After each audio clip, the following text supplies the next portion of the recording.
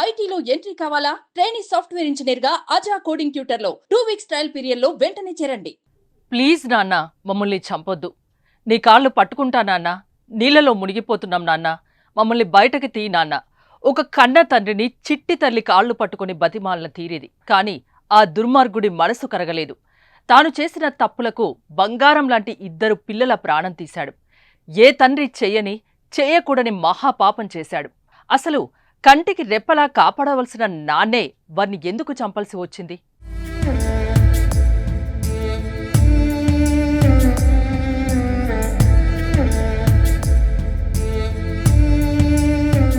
ప్రతి కుమార్తె మొదటి ప్రేమ ఆమె తండ్రి. కూతురు జీవితంలో నాన్న అంటే ఒక నమ్మకం, ఒక భరోసా, ఒక రియల్ హీరో. తండ్రులకు కూడా కుమార్తెలంటే ఎనలేని ప్రేమ ఉంటుంది. మహారాణిలా చూసుకుంటారు. లక్ష్మీదేవి తన ఇంట్లో నడయాడుతుందని నాన్న తన కూతుర్ని ఎంతో గారాబంగా పెంచుకుంటాడు.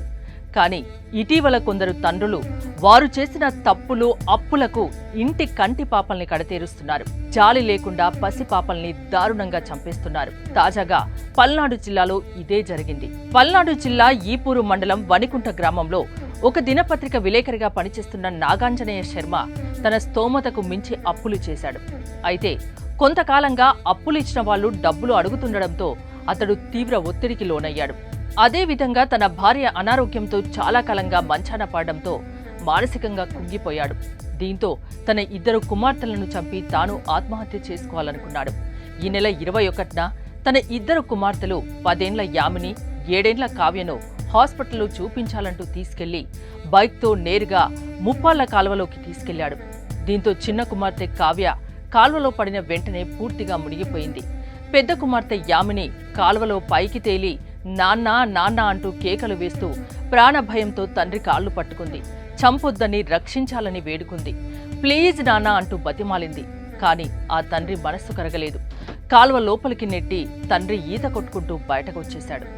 ఈ విషయాన్ని ఒక వ్యక్తి గమనించి తన వాహనం ఆపి నాగాంజనేయ శర్మ వద్దకు వెళ్లి నిలదీశాడు. చిన్నారులను ఎందుకు చంపావంటూ ప్రశ్నించగా సెల్ ఫోన్లో మాట్లాడుతుండగా బైక్ అదుపు తప్పి పిల్లలతో సహా కాల్వ లోపలికి వెళ్లిందని నాగాంజనేయ శర్మ బదులిచ్చాడు.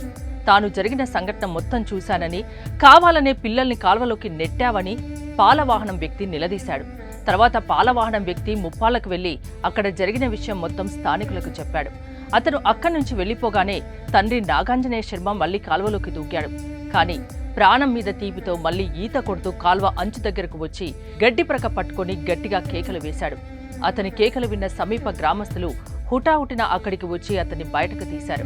అనంతరం కాల్వలో గాలింపు చేపట్టి తన కుమార్తెలు యామిని, కావ్యల మృతదేహాల్ని బయటకు తీశారు. 2 కుమార్తెలను చంపిన నాగాంజనేయ శర్మను పోలీసులు అరెస్ట్ చేశారు. వింటుంటేనే మనకే కన్నీరు పెట్టిస్తుంది ఈ విషయం. మరి 2 కుమార్తెలను చంపిన ఆ తండ్రి ఎంత కఠినాత్ముడో అర్థమవుతుంది. ఇలా తల్లిదండ్రులు చేసిన తప్పులు పిల్లల భవిష్యత్తును నాశనం చేస్తున్నాయి. వారి ప్రాణాలకు కూడా ముప్పు తెస్తోంది. కన్న బిడ్డల్ని కంటికి రెప్పలా కాపాడుకోవాల్సిన బాధ్యత తల్లిదండ్రులది. ప్రధానంగా తండ్రి ఈ బాధ్యతను తన భుజాన మోస్తాడు. తాను తిన్నా తినకపోయినా పిల్లల కడుపు నింపి వారిని జీవితంలో ఉన్నత స్థాయికి తీసుకెళ్లే వరకు నిద్రపోడు. ఈ సమయంలో ఎన్ని కష్టాలు వచ్చినా వెనకడుగు వేయడు. కాని నాగాంజనేయ శర్మ లాంటి వారు తమ తప్పులకు పిల్లల్ని బలి చేయడం కలిచివేస్తోంది.